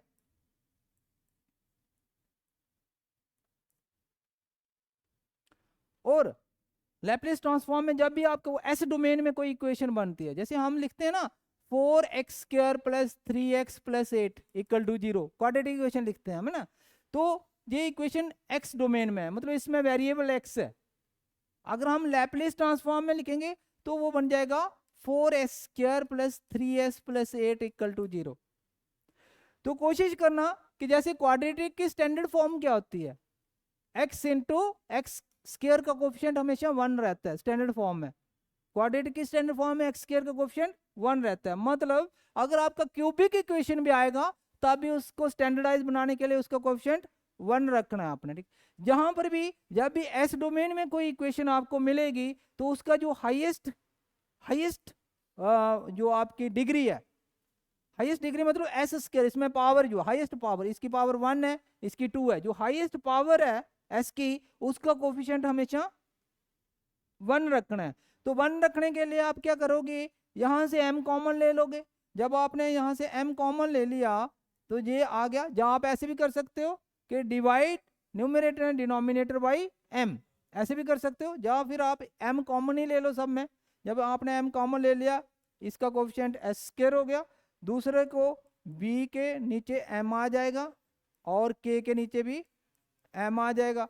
अब आपके पास ये जो अभी आपके पास ये जो ट्रांसफर फंक्शन बना उसमें 1/m आप ऊपर लिख सकते हो और नीचे जो इक्वेशन आएगी it is b upon m s plus k/m, ऐसे आ सकते हैं। तो ये जो इक्वेशन है ये सेकंड ऑर्डर सिस्टम की इक्वेशन है। सेकंड ऑर्डर सिस्टम में हम इसमें से जो डैम्पिंग रेशियो है या फिर नेचुरल फ्रीक्वेंसी है वो निकाल सकते हैं। वो जब आप वहाँ पहुँचोगे तो आपको पता चल जाएगा कि इसका स्टैंडर्डाइज फॉर्म लिखने के लिए इसको हम लिख सकते हैं S square plus twice zeta omega N S plus omega N square. तो आप अगर आपको नेचुरल फ्रीक्वेंसी लिखो करनी होगी ना, तो ये ओमेगा एन स्क्वायर के बाई एन के बराबर हो जाएगा। ओमेगा एन कितना हो जाएगा, स्क्वायर रूट ऑफ के बाई एम। तो ये याद रखना, ये छोटे छोटे क्वेश्चन इस तरह से पूछे जा सकते हैं। ये वाला ये हमारा सेपरेट चैप्टर है, चलो अभी मैं बता देता हूँ। हाँ कहाँ पर ये हाँ, जहां पर क्या किया, एस स्क्वायर का कोफिशिएंट 1 बनाने के लिए हमने एम को कॉमन ले लिया। ठीक है, एम को कॉमन ले लिया तो सभी बाकी जो बचे ना वो सबके डिनोमिनेटर में एम आ जाएगा। ठीक है ना। सो हमारे पास अब एस स्क्वायर का कोफिशिएंट 1 हो गया। ये 1/m हम ऊपर ले गए, ये कांस्टेंट है, ये कांस्टेंट है। और डिनोमिनेटर में क्या बचा, S square plus B by M S plus K by M, ये बचा ना। मैं ये बता रहा हूं कि जो हमारी स्टैंडर्ड, जब भी हमारे एस की पावर 2 होती है ना, वो सेकंड ऑर्डर सिस्टम होता है, सेकंड ऑर्डर डिफरेंशियल इक्वेशन होती है। और सेकंड ऑर्डर डिफरेंशियल इक्वेशन का जो हमारे पास स्टैंडर्ड ट्रांसफर फंक्शन आता है वो ये रहता है, S square plus twice zeta omega N S plus omega N square. Omega N क्या होता है, natural frequency of the system. Zeta क्या होता है, डैम्पिंग रेशियो होती है। ठीक है, तो ये हमारे पास एक स्टैंडर्डाइज्ड इक्वेशन है सेकंड ऑर्डर सिस्टम की। जे भी एक सेकंड ऑर्डर सिस्टम का ट्रांसफर फंक्शन मिल रहा है हमें, और जे भी एक सेकंड ऑर्डर सिस्टम का ट्रांसफर फंक्शन है। जे भी एक ट्रांसफर फंक्शन है, जे भी एक ट्रांसफर फंक्शन है। जब हम दोनों को कंपेयर करेंगे तो जहां पर जो ओमेगा एन स्क्वायर है उसकी जगह जहां पर क्या है, के बाई एम है, तो इनको इक्वेट कर सकते हैं। तो ओमेगा एन की वैल्यू स्क्वायर रूट ऑफ के बाई एम आ जाएगी। मतलब नेचुरल फ्रिक्वेंसी अगर जहां से पूछी जाएगी तो आप निकाल सको,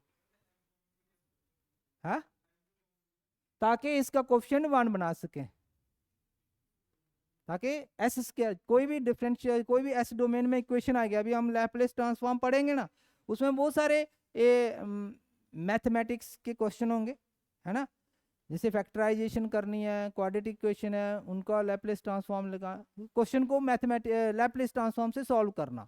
ठीक है, तो उसमें जो भी एस की हाईएस्ट डिग्री होगी, मतलब एस की हाईएस्ट पावर होगी, उसका कोफिशिएंट आपको 1 लेना पड़ेगा, तभी जाके आपका क्वेश्चन एक स्टैंडर्ड फॉर्म में दिखेगा।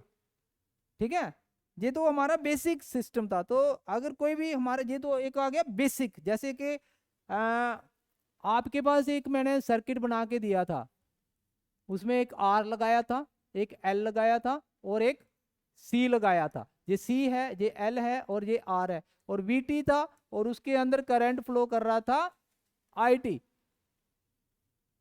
तो उसके बाद हमने कितने सारे क्वेश्चन किए। ये तो सबसे पहला हमने ये एग्जांपल लिया था कि केवीएल इक्वेशन ऐसे कैसे लिखते हैं इस सर्किट के लिए। उसी तरह से ये जो हमने मैकेनिकल सिस्टम लिया, ये सबसे सिंपल बेसिक है। इसके आगे हम कितने इसके कॉम्प्लेक्स सिस्टम बना सकते हैं, जोड़ सकते हैं, और उनके इक्वेशन बनाना जहाँ लिखना आपको आना चाहिए। ठीक है, एक नेक्स्ट कर लें, एक क्वेश्चन और करेंगे ताकि आपको इसका थोड़ा सा क्लियर हो जाए। Let us take two masses, system of two masses. ये क्लियर आ रहा है आपको, पहला वाला क्वेश्चन क्लियर हो गया ना।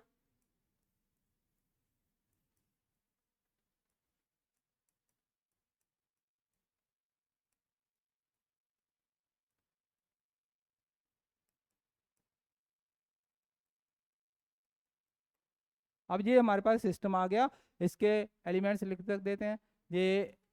ये आपका K2 हो गया, ये आपका B2 हो गया। You have to write the mathematical model of this system, you have to write the mechanical equations for this system. ठीक है, तो ये आपको आना चाहिए। ये मतलब समझ लो कि इसके 2 लूप हैं, इसको हम चेंज भी कर सकते हैं, बीच में एलिमेंट डायरेक्ट भी जोड़ सकते हैं, 2 की जगह एक सिंगल एलिमेंट भी लगा सकते हैं। जैसा भी सर्किट होगा उसके हिसाब से आपको लिखना आना चाहिए।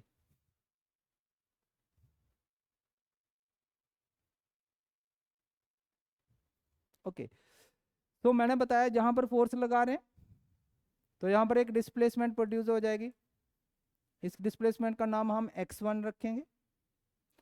जहां पर कोई चेंज नहीं आएगी, x1 ही रहेगी, मास जो है वो डिस्प्लेसमेंट को चेंज नहीं करता है। लेकिन जब ये जो डैम्पर है और ये जो स्प्रिंग है ये बीच में लगा हुआ है, इसका दूसरा एंड भी मूव हो सकता है, ये फिक्स नहीं है, ठीक है ना। अब क्या करेगा कि फोर्स का कुछ कंपोनेंट, कुछ उसका फ्रैक्शन जो है वो आगे ट्रांसफर होता जाता है पूरे सिस्टम एंड तक, ठीक है ना।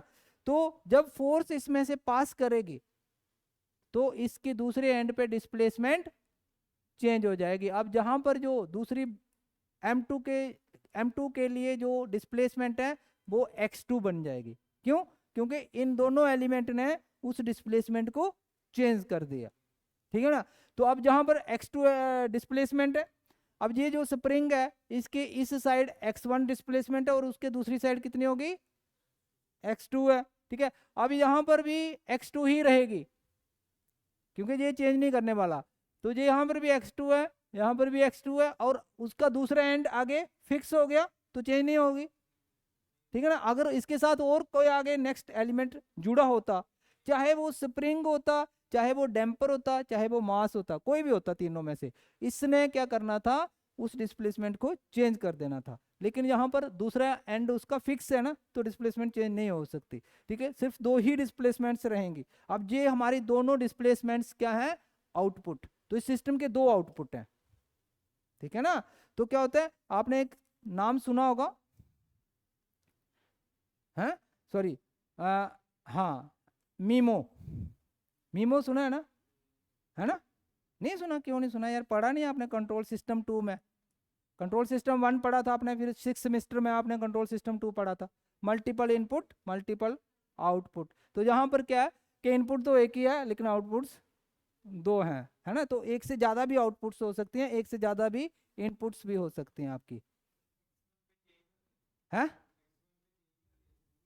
x1 यहाँ पर पहली डिस्प्लेसमेंट x1 प्रोड्यूस हुई। मास, ये जो एलिमेंट है, सबसे पहला एलिमेंट आपको कौन सा मिला, मास। मास जो है वो उस डिस्प्लेसमेंट को चेंज नहीं करेगा, मतलब मास के इस साइड भी x1 है और इसके दूसरे एंड पे भी सॉरी x1 ही रहेगा, ये चेंज नहीं करेगा, ये मैंने आपको पहले बताया। फिर आएगा डैम्पर, डैम्पर हो चाहे स्प्रिंग हो, डिस्प्लेसमेंट को चेंज कर देता है। तो यहाँ पर अगर डिस्प्लेसमेंट x1 है तो दूसरी एंड पे इसके पहुंचते पहुंचते डिस्प्लेसमेंट चेंज हो जाएगी, यहाँ पर भी चेंज होगी। हाँ, डायरेक्शन जो डिस्प्लेसमेंट, चाहे इसके अंदर दो डिस्प्लेसमेंट हो चाहे तीन हो, उनकी डायरेक्शन अप्लाइड फोर्स के साथ ही रहेगी। जो डायरेक्शन अप्लाइड फोर्स की होगी डिस्प्लेसमेंट की डायरेक्शन वही रहेगी। आप इसको नीचे कर दो उसको ऊपर कर दो, गलत हो गया। जो फोर्स की डायरेक्शन है वही डिस्प्लेसमेंट की डायरेक्शन है, ठीक है। तो इक्वेशन लिख सकते हैं। सबसे पहले हम M1 की फ्री बॉडी डायग्राम बनाएंगे, फिर हम M2 की फ्री बॉडी डायग्राम बनाएंगे। अभी देखो, ये जो स्प्रिंग है ना, हम इसको नीचे खींच रहे हैं, हम इसको नीचे खींच रहे हैं, मोशन कहां पर हो रहा है, नीचे को, है ना। लेकिन अपोजिंग फोर्स क्या होगी, ऊपर को होगी। इसके तीनों एलिमेंट, अब इसके साथ कितने एलिमेंट जुड़ रहे हैं, तीन, M1 B1 K1, है ना। तो तीनों अपोजिंग फोर्स ऊपर को रहेंगी। लेकिन देखो, ये जो हम इसको नीचे खींच रहे हैं और ये हम इसको एक्सपेंड कर रहे हैं और ये ट्राई कर रहा है कंप्रेस होने की। अपोजिंग फोर्स, जब हम स्प्रिंग को खींचते हैं तो स्प्रिंग का एक्शन क्या होता है, वो अंदर की तरफ फोर्स लगाता है, वो अपनी रीस्टोर करने की कोशिश करता है ओरिजिनल पोजीशन को। तो रीस्टोरिंग फोर्स जो हमारी डिस्प्लेसमेंट हो, जो हमारी अप्लाइड फोर्स है, उसके अपोजिट रहती है। अभी ये जो स्प्रिंग है, दोनों साइड एक अंदर की तरफ फोर्स लग रही है, हम इसको खींच रहे हैं और ये दोनों एंड पे फोर्स अंदर की तरफ लग रही है, इधर से भी अंदर लग रही है उधर से भी अंदर लग रही है, सिर्फ इसकी और इसकी याद रखना, उसकी जो है वो ऊपर है, वो नहीं करता ऐसा। अभी इसकी फोर्स ऊपर लगेगी और ये भी ऊपर और वो भी, फ्री बॉडी डायग्राम बन गई। पहले वाले M1 की फ्री बॉडी डायग्राम क्या रहेगी, इस तरह से आपने एक बॉक्स बना लेना है, अप्लाइड फोर्स को डाउनवर्ड रखना है, अपोजिट कितनी रहेंगी 2, क्या आएगी M1 D। चलिए आपको रिलेशन लिखने हैं या नहीं लिखने हैं वो अलग बात है, लेकिन आपको पता होना चाहिए कि कौन कौन से एलिमेंट से फोर्स लग रही है। M1 D², अब इसकी डिस्प्लेसमेंट कितनी है x1 अपॉन dt², जहां पर फोर्स है B की लगाओगे K की लगाओगे, चलो अगर आप K की लगाओगे K1 की लगाओगे तो डिस्प्लेसमेंट x1 माइनस x2 है। इस स्प्रिंग के लिए जो नेट डिस्प्लेसमेंट रहेगा वो कितना होगा x1 माइनस x2 होगा। इसी तरह से जहां पर भी net displacement x1 minus x2 है, तो जब इसका इक्वेशन लिखेंगे तो उसके लिए उसका नेट डिस्प्लेसमेंट ही आएगा। जहां पर भी जो हमारे पास डैम्पर का रहेगा उसमें dy dt और डिस्प्लेसमेंट के लिए x1 माइनस x2 आ जाएगा। तो एक फ्री बॉडी डायग्राम बन गई, इससे हमारे पास फर्स्ट इक्वेशन बन जाएगी और फिर हम मास 2 की फ्री बॉडी डायग्राम बनाएंगे।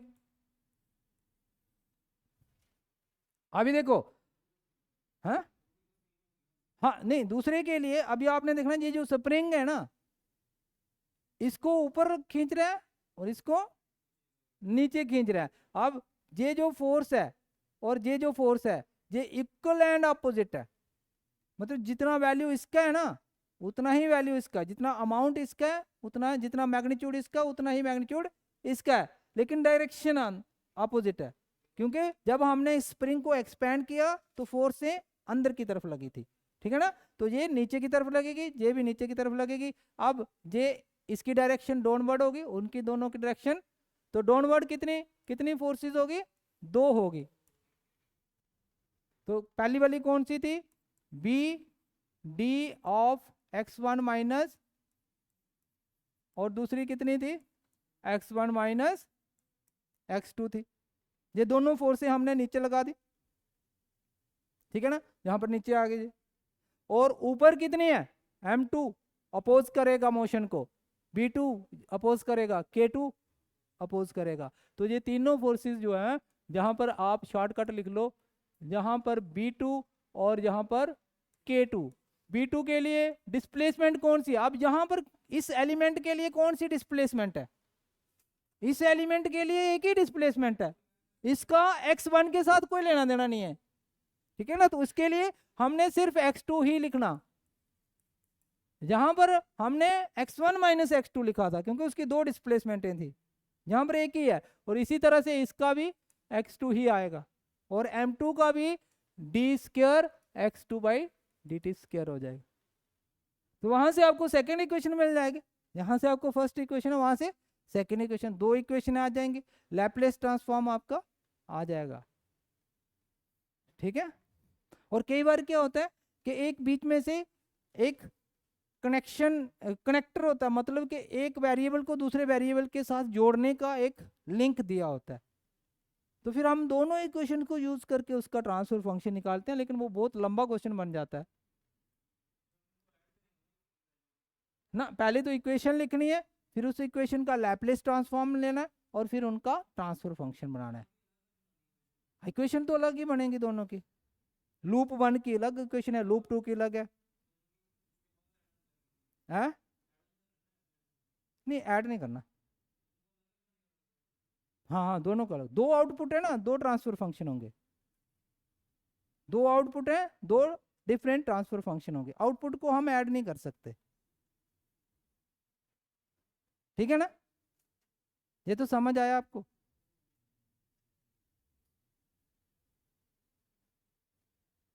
तो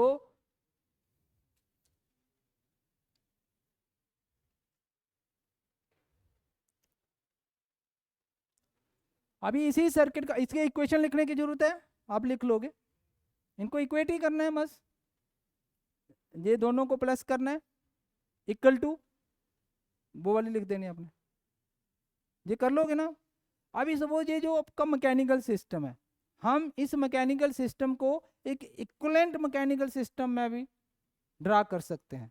कैसे इस सिस्टम का इक्विवेलेंट मैकेनिकल सिस्टम जब हमें लिखना होगा, हम क्या करेंगे, एक रेफरेंस लाइन ड्रा करेंगे। एक रेफरेंस लाइन ड्रा कर दी जिसको हम ग्राउंड मान लेते हैं। फिर आपने क्या करना है, इसमें नंबर ऑफ डिस्प्लेसमेंट्स काउंट करनी है। नंबर ऑफ डिस्प्लेसमेंट इसकी 2 है, तो आपने 2 डॉट लगा देने यहां पर, जो कि एक नोड का काम करेंगे। ठीक है ना, 2 डॉट लगा दिए। पहले डॉट का नाम x1 रखेंगे, दूसरे डॉट का नाम x2 रखेंगे। अगर 3 डिस्प्लेसमेंटें होती तो 3 डॉट लगाने थे हमने। अभी देखना है कि कौन सा एलिमेंट किस डिस्प्लेसमेंट के साथ जुड़ा हुआ है, उसको यहां पर कनेक्ट कर देना है। सबसे पहले force is making the displacement x1 only. Force की वजह से डिस्प्लेसमेंट कौन सी है, और उसको हम जहां पर शो कर सकते हैं, this is known as force. इसका direction towards the displacement, it should be connected between x1 and the ground. Then mass is having only single displacement, m1 का डिस्प्लेसमेंट एक ही है ना, तो जिसका एक डिस्प्लेसमेंट है वो उस डिस्प्लेसमेंट और respective ground, sorry respective displacement और ग्राउंड के बीच में कनेक्ट होगा। क्योंकि मास का डिस्प्लेसमेंट एक ही था x1, तो मास को हमने m1 को कहां पर कनेक्ट करना है, x1 और ग्राउंड के बीच में। उसके बाद ये जो आपका ये b1 था, हाँ ये आपका जो k1 और b1 है, इनकी 2 डिस्प्लेसमेंट है, एक x1 है, एक, इन दोनों को आपने x1 और x2 के बीच में कनेक्ट करना है। तो आपका सर्किट इस तरह से दिखेगा, एक जगह आप स्प्रिंग लगा दोगे और एक जगह आप डैशपॉट लगा दोगे। ये k1 हो गया और ये b1 हो गया। ठीक है ना, ये दोनों स्प्रिंग जो थे, ये स्प्रिंग और डैशपॉट जो था, ये x1 और x2 के बीच में था। इनके लिए 2 डिस्प्लेसमेंटें थी और ये x1 और x2 के बीच में रहेंगे। उसके बाद m2 के लिए डिस्प्लेसमेंट एक है, k2 के लिए एक है, b2 के लिए एक है। तो जिसके लिए सिंगल डिस्प्लेसमेंट होती है उसको हमने कहाँ कनेक्ट करना है, x2 और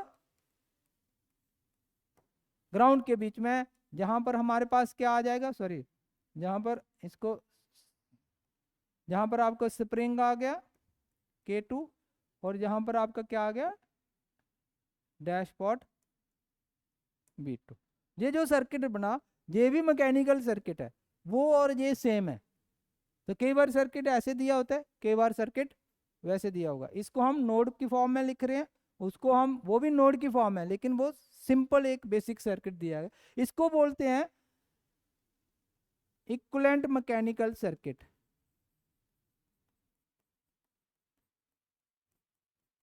इसको बोलेंगे हम इक्विवेलेंट मैकेनिकल सर्किट। ऐसा क्यों बनाते हैं, सपोज इसका इक्विवेलेंट इलेक्ट्रिकल सर्किट बनाना होगा तो हमारे लिए इजी रहता है, हम सीधा सीधा एलिमेंट्स को इलेक्ट्रिकल एलिमेंट से रिप्लेस करेंगे, हमारे पास इक्विवेलेंट इलेक्ट्रिकल सर्किट बन जाएगा।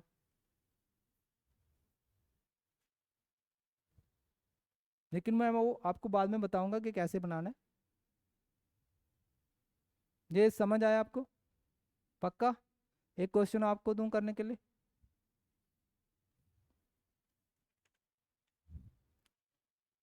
ये चेंज कर दूं स्लाइड, करिए, लिखिए।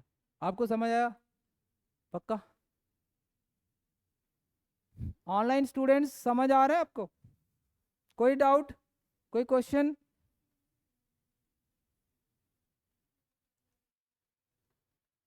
यस अरुण भट्ट नमस्ते, बट समझ आया या नहीं आया?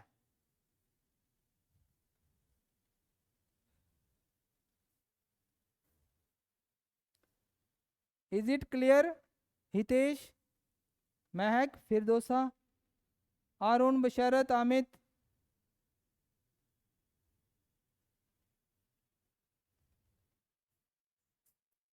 चलें अब चेंज करें।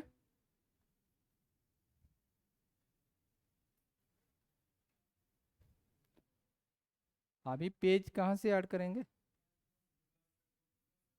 प्लस करेंगे, पक्का? हाँ आ गया। चल ठीक है, क्वेश्चन था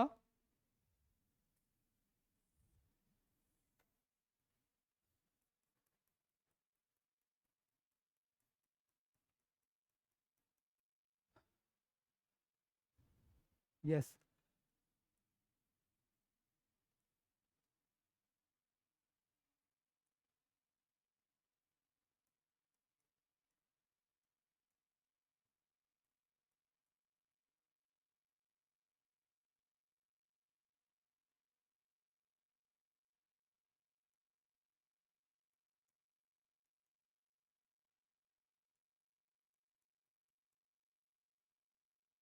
इसके लिए आपने इसको आप K1 रखो, B1 K2 इक्वेशन लिखनी है। अभी देखो ये जो सिस्टम है ये ग्राउंड के साथ आगे आगे स्लाइड हो रहा है, मूव कर रहा है, खींच रहा है। There is a force of friction between M1 and the ground, M2 and the ground. ये पार्ट ग्राउंड के साथ टच हो रहा है, ऐसे घिस रहा है। सपोज ये टायर है, तो टायर ग्राउंड के साथ जब टच करते हैं वहां पर फोर्स ऑफ फ्रिक्शन रहता है, वो भी मोशन को अपोज करता है, उसको बोलते हैं ड्राई फ्रिक्शन। और ड्राई फ्रिक्शन को हम स्मॉल f से रिप्रेजेंट करते हैं। इसके लिए F1 होगा, इसके लिए F2 होगा। फ्रिक्शन के लिए रिलेशन वही रहता है, लेकिन इसके लिए कोफिशिएंट F बन जाता है, उसके लिए कोफिशिएंट B था। ठीक है ना। ये जो डैम्पर होता है ये फ्रिक्शन जानबूझ के सिस्टम के अंदर फ्रिक्शन ऐड करने के लिए डाला जाता है। और ये जो फ्रिक्शन है ये हमारी एक अनवांटेड फोर्स है जो हमें नहीं चाहिए थी, लेकिन मजबूरन सिस्टम में पैदा हो रही है, जो कि हमारे लिए मतलब not this is a disadvantage है ना। this we do not require this friction, but this friction we have added in the system to make the system smooth functioning। Balance system बनाने के लिए ये हमने जानबूझकर, ये इंटेंशनल फ्रिक्शन हमने खुद इसमें डाली हुई है।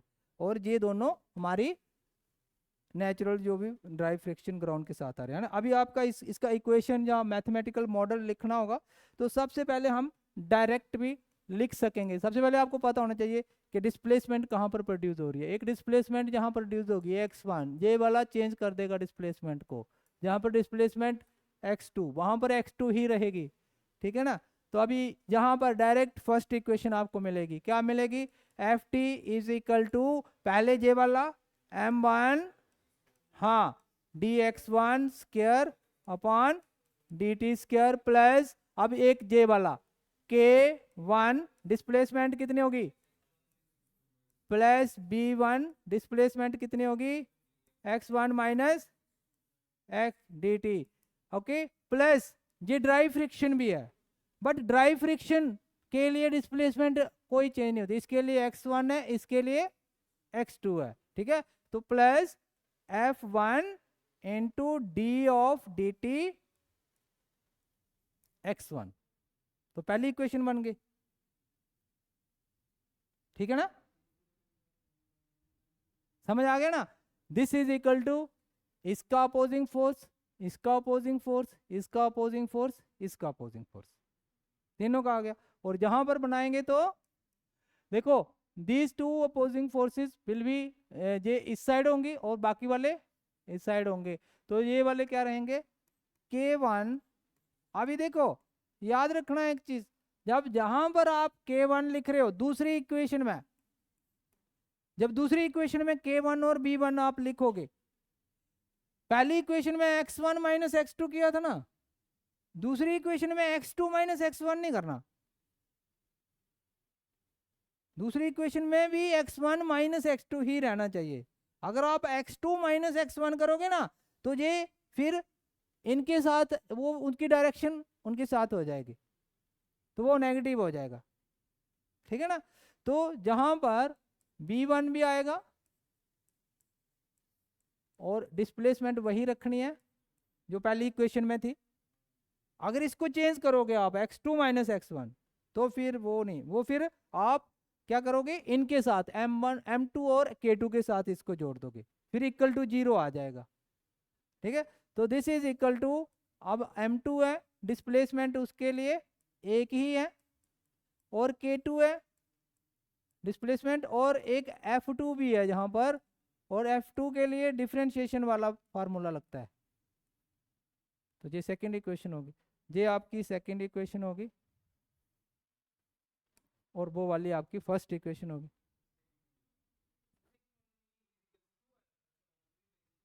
ये देखो, इसको इधर खींच रहे हैं ना, ये बेसिकली एक फोर्स इधर लगा रहा है और एक फोर्स, इस डायरेक्शन वाली फोर्स इसके साथ जुड़ जाएगी, इस डायरेक्शन वाली फोर्स इसके साथ जुड़ जाएगी, दोनों का वैल्यू सेम रहेगा। हाँ, जब इधर लिखोगे तो इधर इसको कंसीडर कर लेना, इसका भी इधर, तो इनकी डायरेक्शन इधर होगी ना, बाकियों की डायरेक्शन उधर थी, ठीक है। बोलो वंश। हाँ, ये था ना, वही मैंने बताया कि ये जो स्प्रिंग है ये दोनों पे फोर्स एक्सर्ट करेगा, इस पे भी करेगा, इस पे भी। इसके लिए डायरेक्शन ऐसे रहेगी, इसके लिए डायरेक्शन, क्योंकि जब हम इधर फोर्स लगा रहे हैं, इधर हम क्या लगा रहे हैं, फोर्स लगा रहे हैं, तो उससे ये स्प्रिंग एक्सपैंड हो रहा है ना। और जब स्प्रिंग एक्सपैंड होता है तो अपोजिंग फोर्सेस अंदर की तरफ लगती हैं, तो ये दोनों फोर्सेस अंदर की तरफ लगेंगी, दोनों एंड पे फोर्स लगेगी ना, इधर से भी इधर लगेगी और इस एंड से भी अंदर की तरफ लगेगी, ठीक है ना। फोर्सेस का मैग्नीट्यूड बराबर होगा, बट उनका डायरेक्शन अपोजिट होगा। ये वाली फोर्स इसके साथ जोड़ देना और ये वाली फोर्स उसके साथ जोड़ देना, दो इक्वेशन बन जाएंगे आपके पास। पक्का समझ आया आपको? श्योर? इसका इक्विवेलेंट मॉडल भी आप बना सकते हो।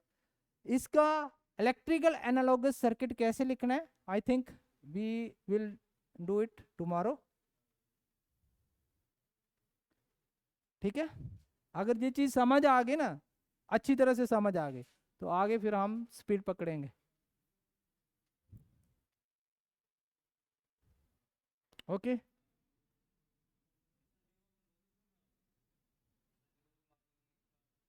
हाँ हाँ, कंट्रोल सिस्टम में आएंगे, आपको क्या पढ़ना, अच्छा आप नहीं आओगे ना,